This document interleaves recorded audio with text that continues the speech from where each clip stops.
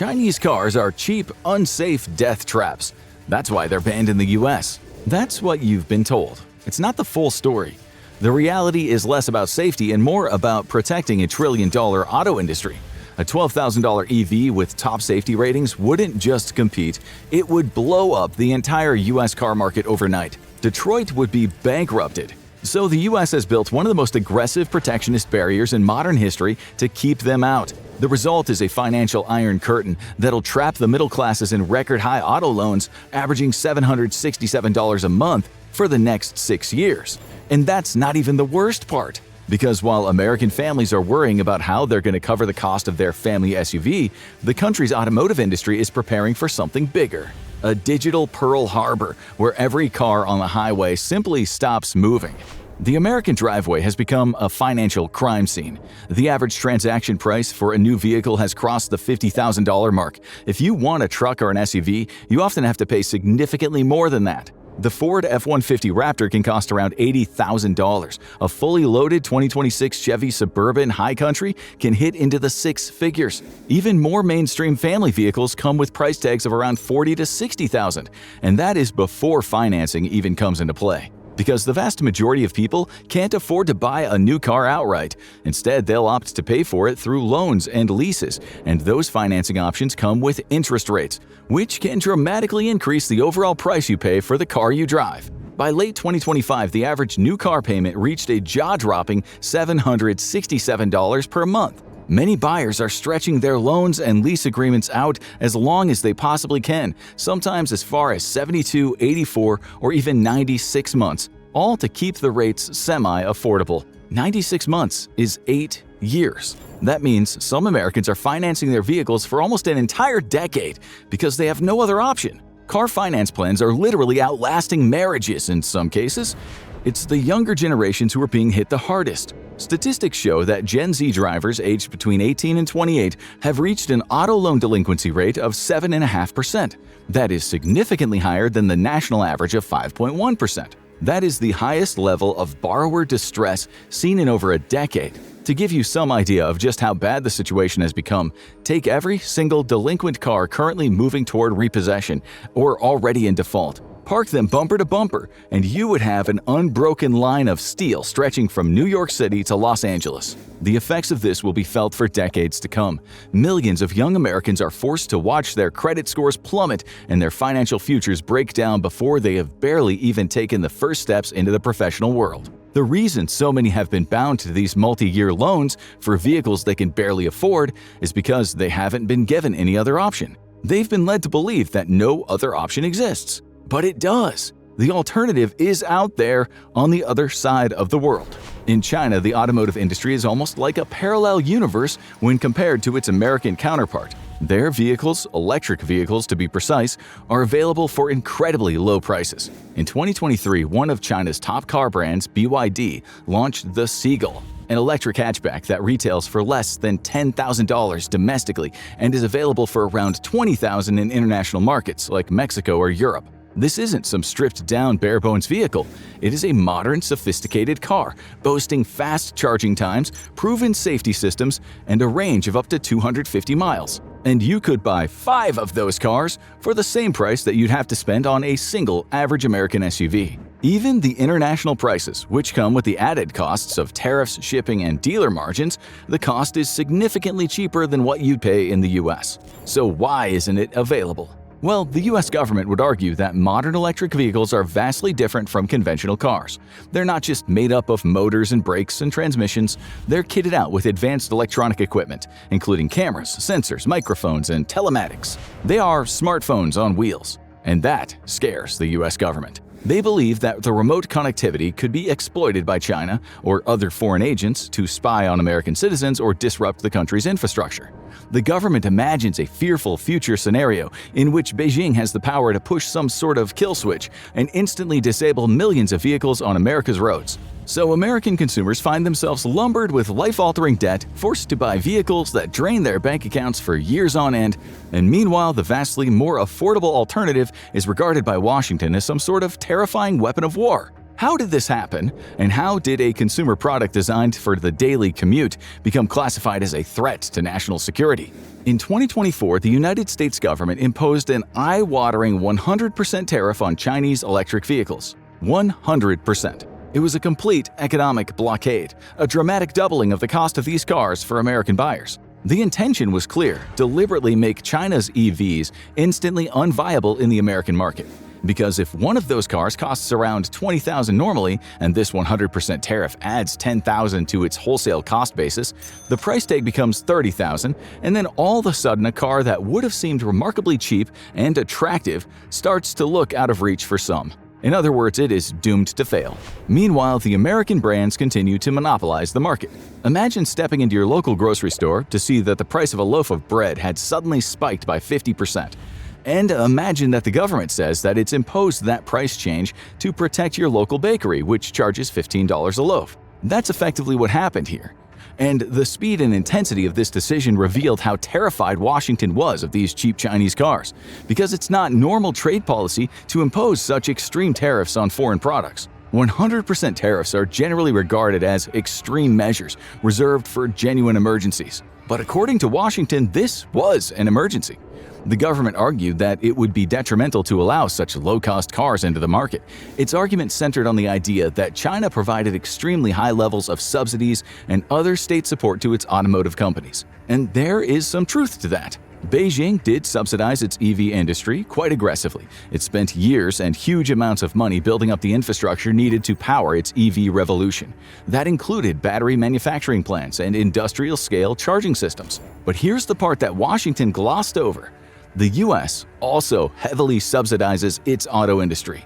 It provides literally billions of dollars worth of subsidies through the Inflation Reduction Act, or IRA. There's also massive manufacturing grants for the big dogs of the industry like Ford and GM. There is also up to $7,500 in tax credits for consumers who buy domestically made vehicles. The big auto firms received enormous and low-interest loans to help them invest in EV technologies. It effectively shifted the risk of the EV transition away from those companies and onto the American taxpayers. So while the government was criticizing China over its subsidies, it was guilty of doing the exact same thing. It was never about subsidies are bad. It was always about China's subsidies could threaten our subsidies. So we come to the frightening truth: the end of free market capitalism in the American automotive sector. It's no longer a battle between brands to see which ones deliver the most efficient engineering or who can optimize their manufacturing to produce the very best cars at the very best prices. It is something much uglier: a market manipulated by the American government. Washington is picking and choosing the winners of its automotive industry. It's building financial fortresses around them to keep everyone else out. It makes false claims about fair play and safety, but ultimately the only reason the tariff exists is to make sure American consumers can only buy EVs subsidized by Washington. But if it's not about fair competition, who actually demanded this 100% wall? Think of the American automotive industry, and three big names immediately come to mind: General Motors, Ford, and Stellantis, the parent company of well-known brands like Chrysler and Jeep. Together, they represent the empire of Detroit. For decades, they dominated the auto market. They shaped the face of suburban America, controlled the roads, and impacted entire regional economies. And as they grew bigger and wealthier, their power grew with them. Before long, they weren't just impacting towns and cities, but entire states. This in turn increased their political influence in D.C. As time went by, these companies used their influence and wealth to rewrite the rules of the American auto market in ways that would make them even more money. That meant a gradual shift away from affordable passenger cars toward larger, heavier, and more luxurious vehicles. It happened slowly, but as the years passed, certain kinds of cars began to vanish from the nation's roads. Small sedans and compact hatchbacks disappeared, along with other entry-level vehicles that are common in other countries around the world. The big three shifted toward larger vehicles with larger profit margins. As far as their bottom lines were concerned, this shift made a lot of sense. Companies like Ford make far more money selling full-size pickup trucks and premium SUVs than they ever would selling simple family hatchbacks. By focusing more on these high-margin vehicles and phasing out the smaller alternatives, they left buyers with fewer and fewer options. Eventually, they reached the stage they'd always dreamed of. Everyone had to buy a $50,000 car if they wanted to get from point A to point B. But this entire model and the very survival of the big three firms was dependent on ensuring that no cheaper competitors were able to enter the market. There could be no other affordable option for the American public. Then along came Chinese EV manufacturers offering vehicles like the Seagull, all for the low price tags of around $12,000. America's auto industry can't compete with that. The big three weren't going to let that happen, so they started to leverage that power that they'd amassed in Washington over the years. They used every weapon in their arsenal and every trick in their playbook to preserve the status quo. It ultimately boiled down to pouring massive amounts of money into lobbying efforts aimed at the likes of Senate subcommittees and executive policymakers. Their objective was clear: keep China out. To do that, they framed Chinese EVs not just as an economic challenge, but as an industrial invasion, one that America needed to defend itself against. They warned of a solar panel-style collapse of the automotive industry, reminding lawmakers of how cheap Chinese solar panel systems entered the U.S. market. Local brands were undercut and the domestic solar sector was effectively wiped out. They said the exact same situation would happen in the automotive industry, but on an even larger scale. Assembly lines that had been running for decades in Detroit and elsewhere would go dark and millions of jobs would be lost. But Detroit couldn't just come out and say, "We don't want those cheap Chinese cars coming here because we can't compete with them." They needed a more concrete and convincing argument, something that could really resonate with the public. And they found it. Ask the average American what they think about Chinese cars, and many would undoubtedly bring up the topic of safety.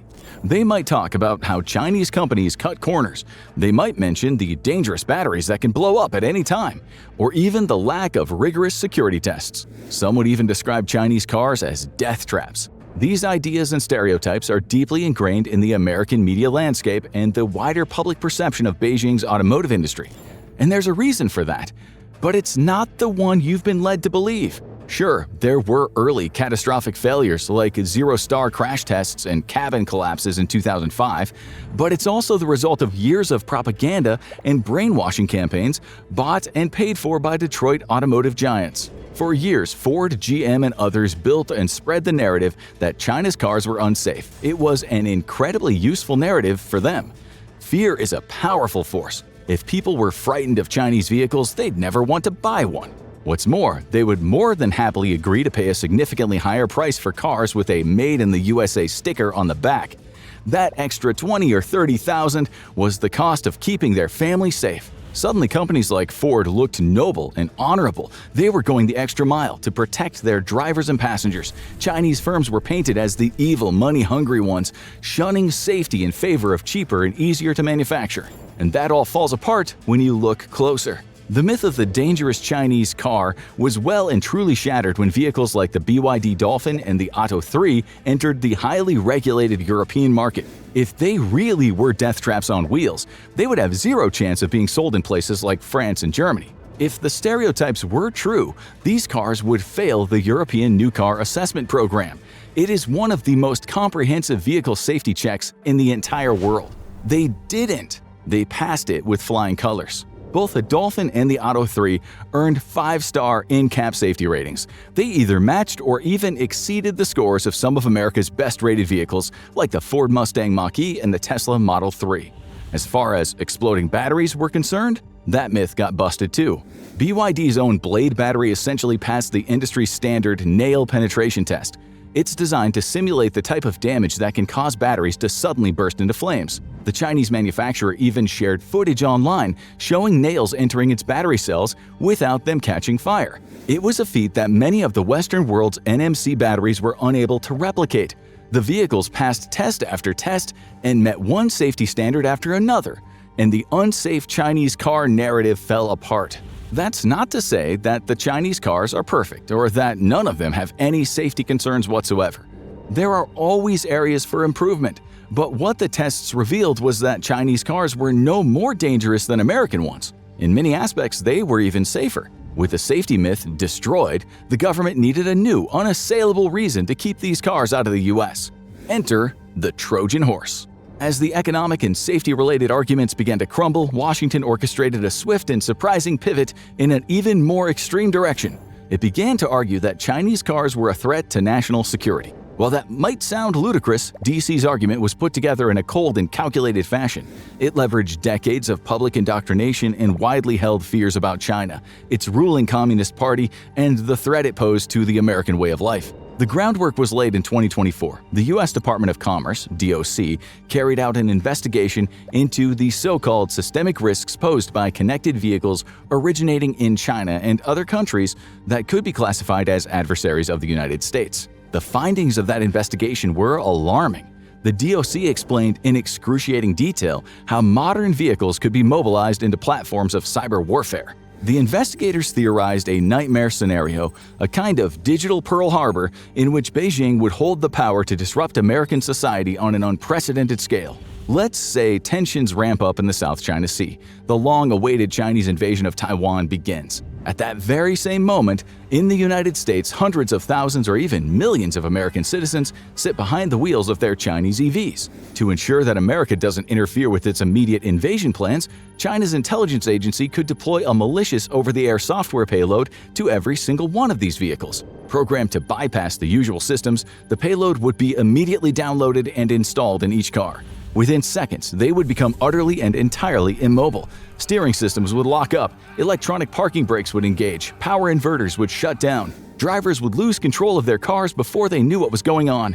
In the blink of an eye, countless vehicles traveling across highways like the I-95 or the labyrinth-like arteries of downtown Manhattan would all seize up, all frozen by some invisible but all-powerful force. It would be catastrophic infrastructure paralysis. There would be accidents, injuries, death, destruction. Emergency services would struggle to respond. Shipping corridors would be choked and impassable. Logistics would collapse. The domestic economy would collapse. It might sound exaggerated, but the technology exists. Cars today are fitted with complex webs of electronic control units and networking devices.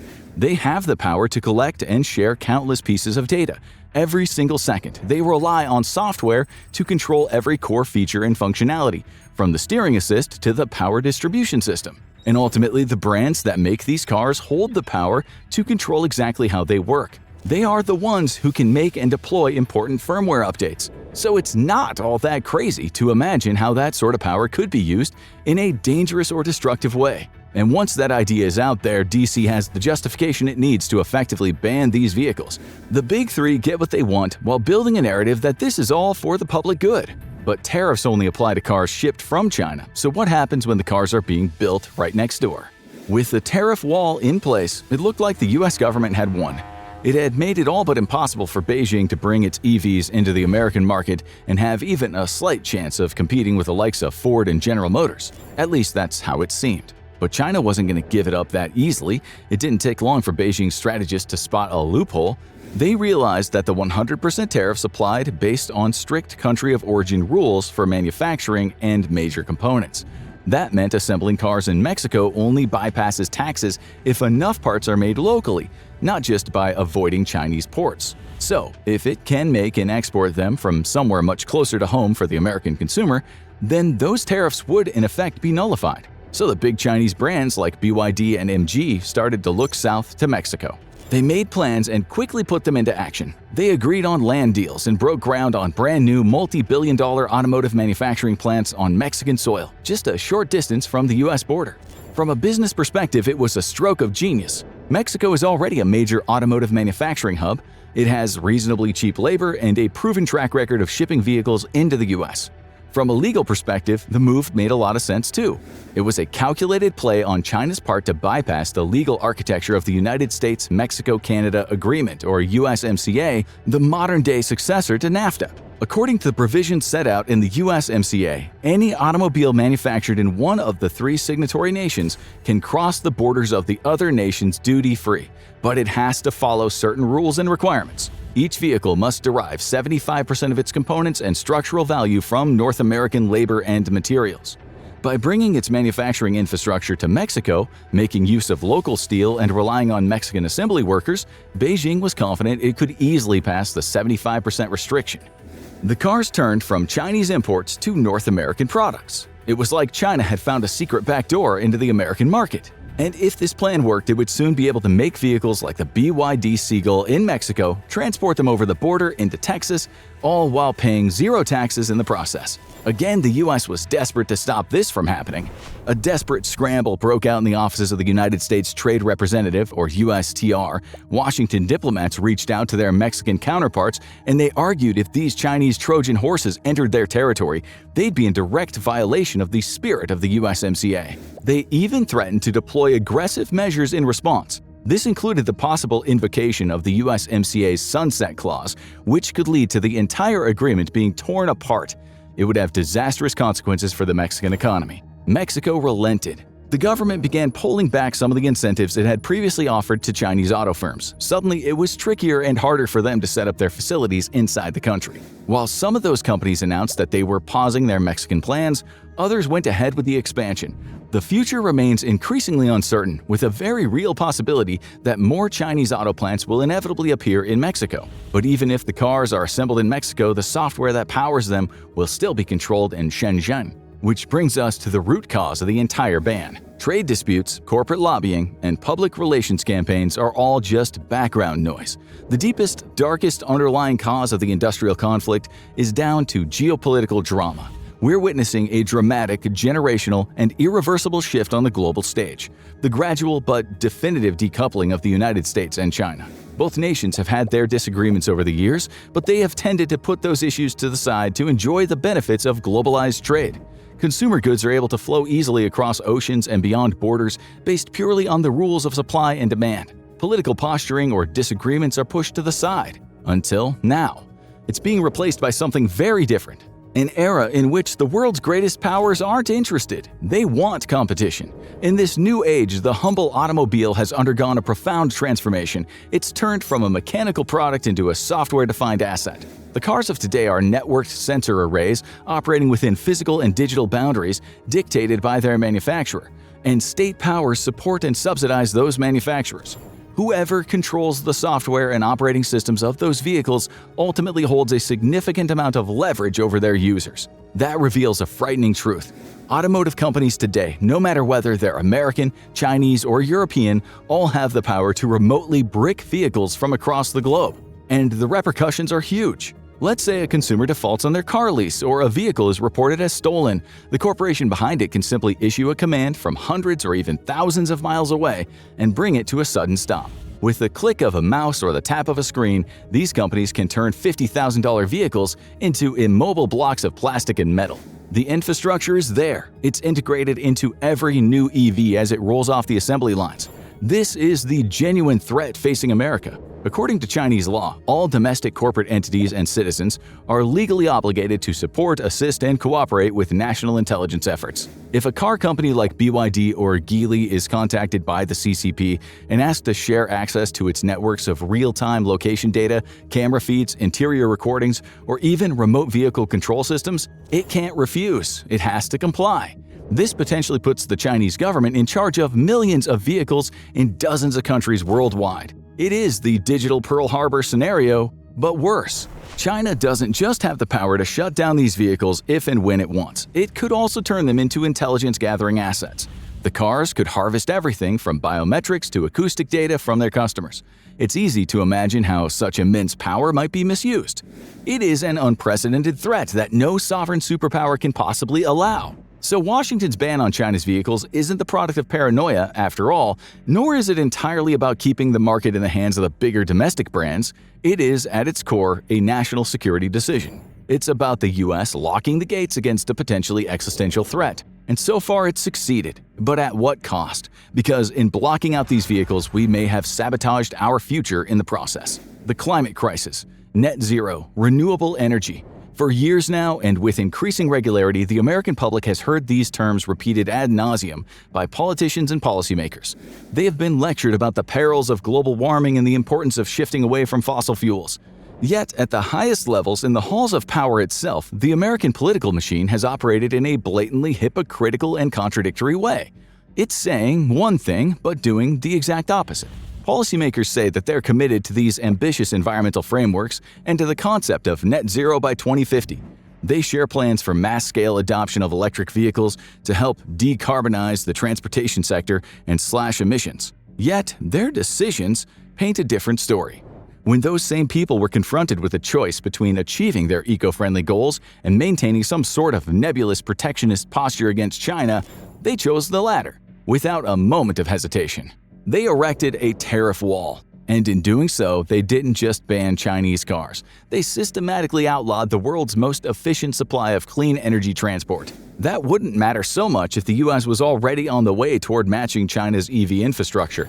But it's not. It's miles behind. Research models suggest that Washington policies, restrictions on affordable imports, and raw material constraints are slowing electric vehicle adoption in the United States. As a result, the projected timeline for reaching 50% electric vehicle adoption in new passenger vehicle sales has been pushed back from 2034 to 2039. With the rate the climate crisis is evolving, 5 years isn't a small period of time, it's enormous. And it'll have massive consequences for the environment. During that time, millions more internal combustion engines will be made, sold, and driven along American roads. They will burn through billions of gallons of fossil fuels and pump metric tons of carbon dioxide and pollutants into the atmosphere. The hypocrisy is transparent. The state says it wants to save the planet, but it has made it impossible for citizens to buy the affordable vehicles required to do so, just because they happen to come from China. The fact is, if Chinese cars were allowed into the market, people would buy them. That would be better for the well-being of the planet. Instead, people are faced with a choice between conventional SUVs or the even more expensive American EVs. They don't have the financial luxury to afford these expensive models, so the negative effects of fossil fuel cars continue to perpetuate. In banning the $12,000 EV, the US government has turned the green transition from a mass market movement into a luxury lifestyle statement. It's reserved exclusively for the upper middle class. The average American consumer is told to do their bit while actively being priced out of the opportunity. They're forced to stand on the sidelines and watch the world burn. They've become the ultimate casualty in a war they never wanted. The United States has made a definitive choice that will resonate for years to come. Washington had the opportunity to push an affordable green revolution, one that would unite the global economy. Instead, it's decided to shut the gates, lock the doors, and develop a high-cost, high-debt fortress economy. The era of the affordable American car is well and truly over. It has been liquidated part by part. In its place sits a new system, one with a $25,000 price floor that's manipulated to keep the average American stuck in endless cycles of high-interest loans over and over again. A new iron curtain has fallen across the global industrial landscape, yet unlike the political barrier of the 20th century, the new curtain is made of very different materials. Like 100% tariffs used to shield monopolies from competition, trade restrictions turned into geopolitical weapons to block the global integration of manufacturing and supply chains, and software kill switches built into everyday products that allow governments to use them as instruments of political power. Behind all of this is you, the American consumer. The middle and working classes have been isolated, locked into economic systems that leech their wages. They're blocked from accessing more innovative and eco-friendly alternatives. They are denied the ability to reduce their personal carbon footprints. They're monitored continuously by technologies that are more suited to serving national security agendas than making their lives easier. This is the true reality of the global economy today. Cheap Chinese cars weren't kept out of America to save you. They were kept out to preserve a system of corporate survival and geopolitical dominance, and you were left to pick up the bill. Chinese vehicles aren't the only threat facing Detroit's Big Three. Ford is struggling with shifting consumer demands, rising competition, and a rapidly changing automotive landscape. Discover what's really driving the decline and real reason why Ford is failing. Or watch this video.